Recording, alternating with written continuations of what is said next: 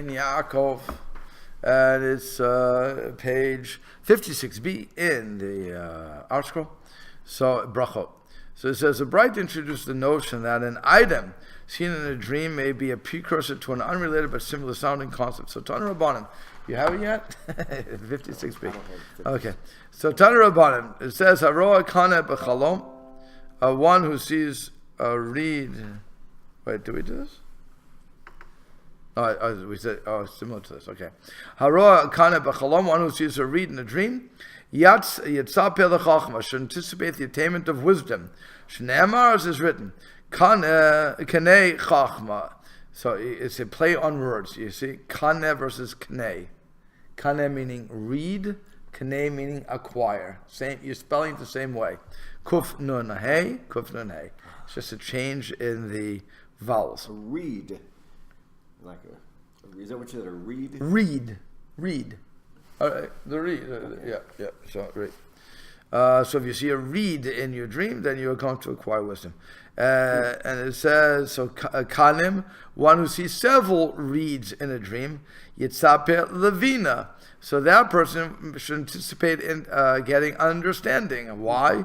Shenam revachol kinyanecha k'nei vina. And from all of your acquisitions, acquire understanding. So they explain that the Hebrew word for read and the word for acquire sound alike.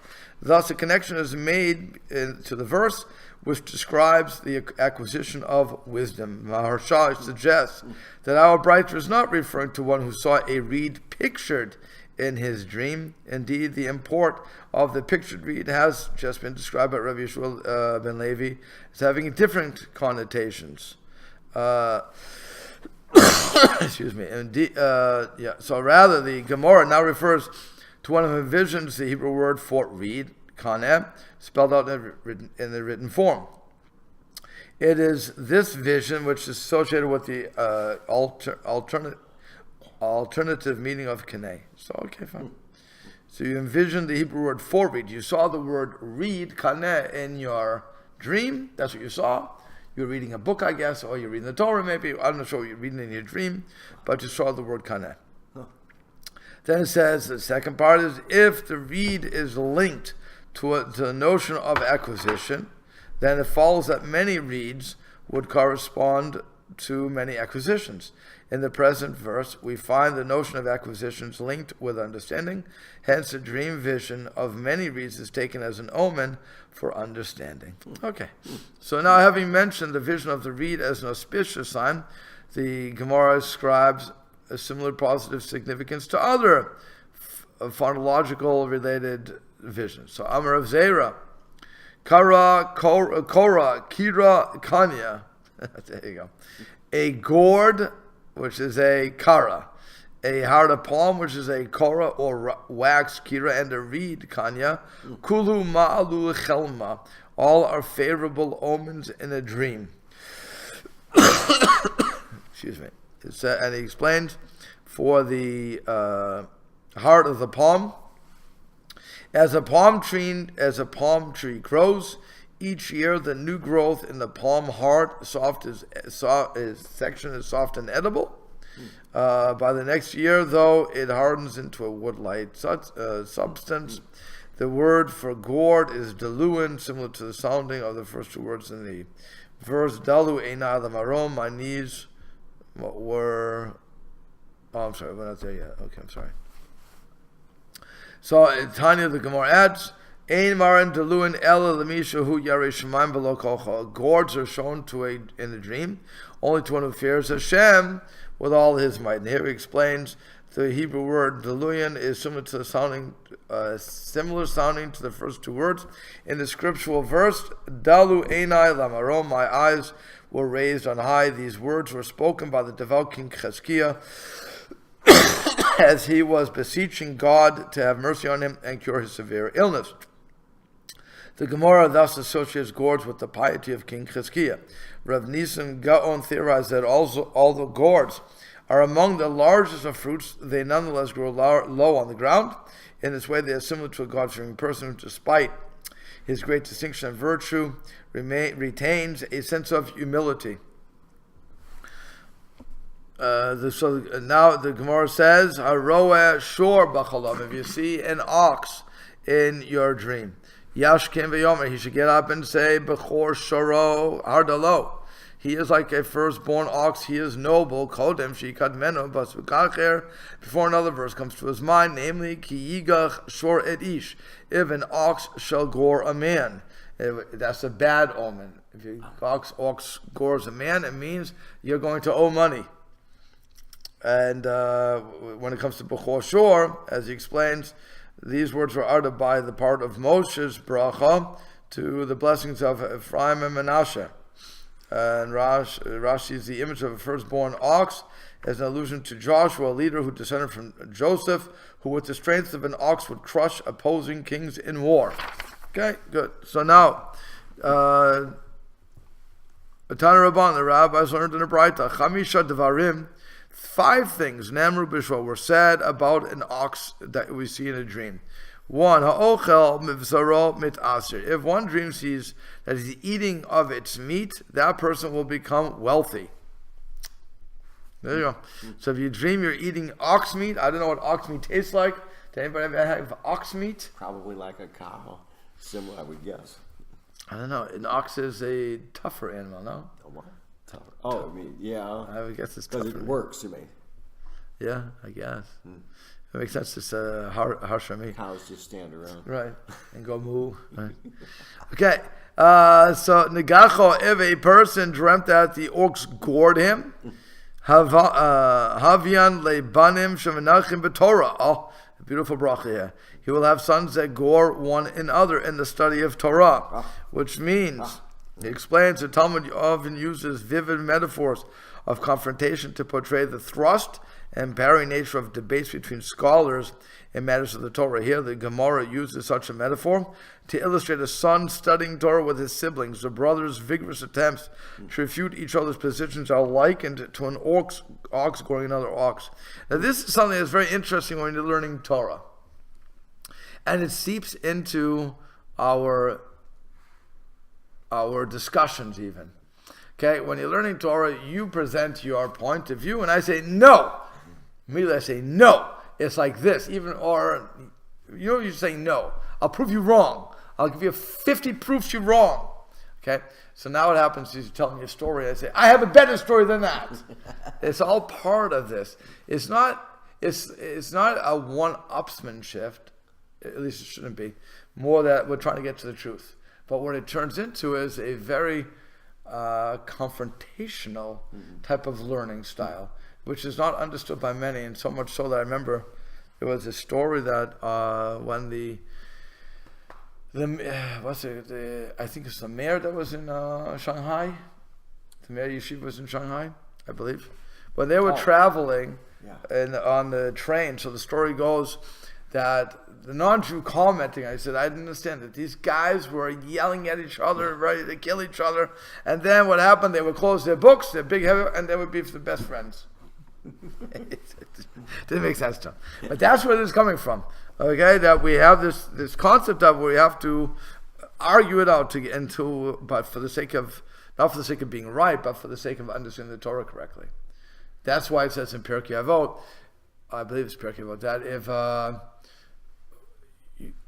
how does it say that you any argument any argument not for the sake of heaven is an argument that will not last. So you should always do it l'shem shamayim. The shacho, if the ox bit him, what happens? Yisorim b'im alav. Oh, that's no good. Now we have travails will befall him. Ba'ato, if the ox kicked him, that means derech hachoka nizdamnalo. A long journey is awaiting him. Rechavo, let's say he rode upon it. That means ola l'gedola, he's going to rise to greatness. So it all depends on what you see. Again, this is assuming that you didn't see a movie with an ox or anything else. This is God's way of communicating something to you. Fine. See, these visions just came out of nowhere. There was nothing that would have set it off. Correct. Yeah. In other words, if you were no big meals, right? No big meals. You didn't see an ox. You're not a slaughterer. All these things. You weren't actually kicked by the ox. Okay, and that is if at Tanya did we not learn, but concerning the vision of an ox, it was taught, Rechavo mate. It says if he rides upon it, this portends he will die. So as the Gemara says, now remember we said if you ride upon the ox, so it means you're going to have greatness. And it says, hey, you have another Gemara, you have another bright that says the guy who rides upon the ox is going to die. So how do you what do you do with that? So it says the Gemara says lo kasha, not a difficulty. Hai derachiv hu l'Torah. The brighter, the one that says that the dream is good, refers to a vision where the person is riding upon the ox. Hai derachiv Torah l'didei, and this other brighter which sees the dream as giving tragedy refers to when the ox rides upon the person. So the Gemara discusses. Okay, so it's not a good situation. I don't know even how you would envision that, but okay. Sound like being trampled rather than yeah. No. Okay, so the Gemara discusses a dream in which a different beast of burden is seen. Haroeh chamor b'chalom. Let's say you saw a donkey in your dream. Yitzapel Yeshua. So you may anticipate salvation will come to him. Why? Shneimar says, Hinei malkech yavo lach tzadik v'noshahu. Behold, the king will come to you, righteous and victorious is he. Oni v'rochiv al chamor, a humble man riding upon the donkey. And Zechariah is a verse in Zechariah, so it says the verse refers to the Mashiach as riding upon a donkey. Thus, an association is made between the symbol of donkey and salvation. When does it say that the Mashiach will ride upon the donkey? When we're not deserving. If we're deserving of salvation, he'll come on a horse, I believe it was. If we're not deserving, he'll come on a donkey. So the point is that he comes regardless. There's going to be a end date, whatever that date is going to be. Nobody knows that end date. Nobody will ever know that end date until the end date comes. It may be tomorrow with you after post-election. God may say, okay, enough is enough, and now the Mashiach has to come and stop the stupidity. Okay, but the point is we don't know when the end date is going to be. And the Gemara in Sanhedrin actually, and the Rambam, I believe, rules this way. Anybody who gives you an end date, you shouldn't listen to. Yeah. Because they're wrong. They've been wrong 1,000 times. So everybody, I mean, how many times have we heard from different people, the Mashiach is coming by the end of this year. Or by 2000. I remember I was told by 1985, 2000, 2006. Okay. Hey, they keep pushing the date off. We miscalculated this. Well, no, actually, what we say, they say we weren't fit. We weren't right to it. We weren't fitting for it. We didn't believe enough. These were Jewish sources making these predictions? No, the one in general, the churches usually make the guy in Florida, I think it was. Was it Florida, Michigan? Bill, was a guy in Florida, the guy who had church, and he wanted to sell it, and he was trying to sell the Passion. I don't know what it was, or whatever they call it. It's not the Passion; they call it something else. I forget what they call it. Bottom line is we don't know when he's coming. He'll come, but when he comes. Well, determined if he rides on a horse or a Cadillac, DeVille, what we had. Is he coming with a jet? Or not? Okay. So the Gemara discusses. Okay, here we have some more. Haroeh chatul b'chalom. If you see a cat in a dream, what happens? Batra dekarula shunra. Then if he is in a place where they call a cat a shunra. So that dream is positive. It's like we're saying a beautiful dream. A shira is again a shunra, shira na'a. It's a play on words. Okay, but if it's in a place where they call the cat shinra as opposed to shunra, so then it's bad because nase lo shinoi ra. It means that his luck will change or not luck, but. He'll have a change for the bad. Okay, fine. She says the Gemara's interpretation is based upon, again, the phonetic relationship between each of these respective concepts. Shunra sounds like it's similar to a Shira Na'a, a beautiful song, and Shinra sounds like Shinoi Ra, changed for the worse. Rashash proposes that in fact the reverse relationship seems more compelling. Shunra appears more closely to Shinoi Ra, while Shinra seems to go to Shira Na'a. He further quotes the Aruch. It's confirmed this latter relationship and apparently alternative reading of our Gemara. So there you go. It depends on where you live, how you understand the words. You can go either way. If you see grapes, one who sees grapes in a dream, if they're white, Bein bisman, bein shelo bisman, whether they are grown in their season or out of their season, yafot, they are a favorable sign. Shchorot, if they're black grapes. They didn't have grapes, I guess. Okay, or green grapes. So bismanam yafot, if they are in their season, they are good. If shelo bismanam, if they're not in their season, ra'ot, it is bad. Why is it bad? So he says, the vision of fruit in its season is not unusual and holds no particular portent. If it's out of season, though, it is interpreted as symbolic of something other than fruit. In the case of black grapes, the coming of something unexpected black, an ominous event. It's interesting that black is negative. Probably because of darkness.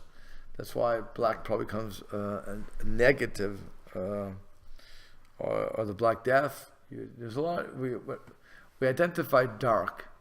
Was bad. That's why and one of the kids that were mentioned, I think, is Shame's kids. Shame? Okay, yeah, I think it was Shame's kids. Chatzar Mavet was his name. One of the kids, and so they say why they call him Chatzar Mavet, which is a courtyard of death. That's what it means. And it says, because it was dark, they were just awaiting the day of death. So, as a road sus lachvan b'chalom, one sees a white horse in his dream. Bein benachab, bein beravduv, whether it's not, no matter whether it's moving at a gentle trot or galloping, yafelo is good for him. Adam, however, if it's a red horse, so benachat, if it's just trotting along, that's good. But beradov kasha, if it's running, is bad. She says the pattern is similar to the previous vision. When the color of the item suggests something evil or violent, black in the case of grapes, red in the case of a horse, and the item itself is placed in an unusual or distressing context. The grapes are out of season, the horse is galloping, so the dream is interpreted to be an inauspicious omen. If one sees a white horse in his dream, no matter. I just said that. Oh, okay, right. If he sees an Ishmaelite in the dream, it means. Oh, I'm sorry. Excuse me. He sees Yishmael in the dream. I don't know how you know what Ishmael looks like. Maybe it means that'd be an interesting thing. How do you know what Ishmael looks like? So would it be? A lot of times in a dream, you just know things. It just is like it's understood. Maybe it wouldn't matter what he looked like, but you just say, "Oh, here comes Yishmael." Okay, maybe what you're saying is right. See, it's interesting. They don't want to say an Arab. No, okay. It says Yishmael. Yeah, it says Hayiroa Yishmael. Hayiroa Yishmael Chalom. One sees Yishmael in his dream, a personage of Yishmael in a dream. So Tfilato Nishmat. It's a sign that his prayer has been heard by God. Ooh. Yishmael, right? God is playing on words again. V'davka Yishmael. Oh, and the Gemara even goes further. V'davka Yishmael ben Avram. And it is only true of Ishmael, the son of Avram, of Altaya, Balmalo. But if he simply appears as an ordinary Arab, it's not necessarily the case. So you have to know. Maybe it's like what you said. You know Ishmael when you see him. Yeah, or it's just somehow in the dream it's understood. It's just that's what comes to your mind. Okay, in the dream. Could be. It'll be an interesting thing. How would you? Yeah. I think about some dreams you've had that you seem to know certain things in the dream. Certain things have been pre-specified when the dream starts, and that's just just understood in the dream as I'm thinking about my own. Okay, good enough. So Roy Gamal. Baruch Hashem, now the camel. Hara Gamal in the dream. Fine, Mitak Nikin Salom and Shvaim. That means death has been decreed upon him. Why? I'm sorry. Death has been decreed upon him, yet he has been saved from it. Amarav Chama Bar Chanina. Barabi Chanina, Maikra. What verse what is the verse upon this connection is based? So it says, Anochi Eredim Chamitzrayim ve'Anochi Alcha Gamalo. That I will descend with you to Mitzrayim and I will also bring you up. So he says, God declared these words in a vision to our father Yaakov just before the latter descended to Egypt. And the word in the Hebrew, the last two words of the verse Gam Alo are phonologically similar to the Hebrew word Gamal. Gam Alo, okay. Thus, beholding a camel in one's dream is seen as signifying that it has been brought up from potential demise. So, when you see a camel, you know. By the way, why is that important? It means you should do teshuvah. You were destined, you were supposed to die, and yet Hashem saved you for whatever reason that you merited, but it's time to do teshuvah. By the way, anytime you see the negatives, it's time to do teshuvah. I should say that. That's something that I've been avoiding, but I'm just missing. But you're supposed to do teshuvah. Whenever I had a dream like that, remember I should think about it, and I should say, okay, now, obviously I've been seeing a bad omen. It means I have to do something to improve myself. Let's figure out what I'm doing wrong. And if you use my speech from Sunday night, Thanksgiving, short line, Thanksgiving is just one day. So then what you're supposed to do is thank God. You say, thank you so much for the dream and the portent of evil that's about to hit me. Let me do teshuvah now. Because this I didn't say on that speech, but if I punish myself, Hashem won't punish me. Because all Hashem wants is for us to do teshuvah. Think about a parent. If I as a parent see my child having regret for what they've done, and they're punishing themselves already, they save me the headache. I'll have to do it. You already heard enough. I'm not gonna beat you after you beat yourself. Leave me alone. You did it. So if we want to avoid Hashem's punishments, all we have to do is do teshuvah ourselves. We have to make amends. That's it. And then Hashem won't do it to us. So that's really what all these things are about. Gesundheit. So Rav Nachman Bar Yishchak Amar Mehacha, he says, I'll give you another source for this.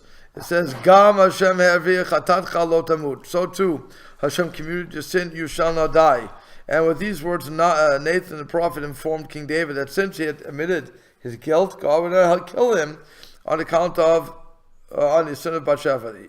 The opening word of the phrase Gam and the word appearing further, lo, combined to form the word utterance of Gam lo. This in turn is similar to the Aramaic word for Gamla, the camel. Hence, the association between the image of the camel and the commutation of a death sentence. Like I said, you really want to do teshuvah. Okay. Haroah Pinchas b'chalom. If you saw Pinchas in the dream, so Pele Nasalo, a wonder will be performed for his benefit. The Gemara in Sanhedrin recounts 6 miracles that were performed on behalf of Pinchas when he killed Zimri during the act of cohabitation with the Midianite woman. And the Gemara here thus associates the dream vision of Pinchas with an omen that wonders will be performed. Haroeh pil b'chalom. If you see an elephant in your dream, pilaot na'asalo. Again, play on words. You will have wonders will be performed for his benefit. Pilim. If you see a lot of elephants in the dream, pilaot na'asalo. Again, great wonders will be done for him. And he says, in this case, the Hebrew word, the meaning for the symbol is taken from the phonetics. The Hebrew word for elephant is pil, similar to pella, wonders. Likewise, plural, pilim, pile. Okay, fine. But it says, wait a second. Vatani, we learned, kol minei chayot yafin l'chalom. All types of beasts are a favorable sign when they held in a dream. Chutz min a pil, min a kof, except for a donkey. A elephant an elephant, and a monkey. So, and you just said when you see an elephant, just wonders are going to happen to me. So, Lokash, the Gemara says, not a difficulty. I do sareg. Did in the first case where you were told that it was good, so that's when the elephant was saddled high. When you were told it was bad, it was delo masareg. It's when it's not saddled. Okay. Hara huna v'chalam. If one sees huna in his dream, again, huna is one of the rabbis. Nas nasalo, a miracle will be performed for him. As the Gemara will soon explain, this refers to a situation where one sees in his dream the word huna written out. The name is associated with the miracle of the concept of miracle because of the letter nun in the middle of the word, making an alliteration similar to the Hebrew word for miracle, nes. The question arises as to why the Gemara singles out this name over the countless other names that also contain the letter nun in them. Some commentators reply that the name Huna, besides incorporating the letter Nun, also display another characteristic associated with miracles, namely it is related to the word China, and that was devoting special grace or favor. So he says, a miracle will happen for him. Chanina, and let's say these names appear: Chanina, Chanania, Yochanan, Nisim. So many miracles will be done for him. Such names contain multiple appearances of the letter Nun, thus signifying that many miracles will be performed on the dreamer's behalf. Additionally, each name is related to the root Chanan, denoting grace or favor, a concept associated with God's willingness to perform a miracle on one's behalf. And finally, Aroa Hesped B'Chalom, one who sees the term Hesped, eulogy, in a dream that has been assigned that min Shamayim, Chasu alav uftauhu. Heaven has spared him and redeemed him. Hai mili bichtava. But the word, the above applies only when the dream pictures these things in writing. She says the letters chet and hey have similar pronunciations, and from an exegetical standpoint, they are often considered interchangeable. The word hesped can be rendered as chesped, which in turn can be seen as a contraction of chasu, they have spared him, and padu'uhu, they have redeemed him. The favorable interpretation is attributed to dreams picturing the above names, and words apply only when the dreamer saw the actual words spelled in his dream. If he saw pictorial representations of these people of dreams, the favorable connotations do not apply. So it all depends on what you've actually seen. Okay, we'll have to stop here.